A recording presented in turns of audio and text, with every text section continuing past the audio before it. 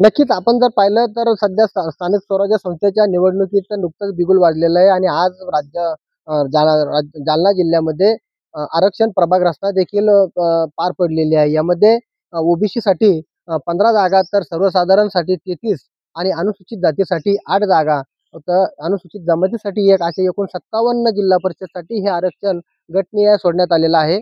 आणि याच अनुषंगानं आपण जर पाहिलं तर आरक्षण प्रभाग रचना होण्याअगोदर खूप असे उमेदवार गुडघ्याला बाशिंग बांधून देखील जिल्हा परिषद सर्कलमध्ये दावा करत प्रचार करण्यास सुरुवात केलेली होती. मात्र प्रभाग रचनामध्ये आरक्षणाला आरक्षण सोडतीमध्ये ही जी प्रभाग रचनामध्ये आरक्षण सोडलेलं आहे, यामध्ये सदरील गुडघ्याला बाशिंग बांधलेल्या उमेदवाराचा देखील मूड ऑफ झाल्याचं दिसतंय. विशेष सांगायचं झालं तर जालना जिल्ह्यामध्ये 57 जिल्हा परिषद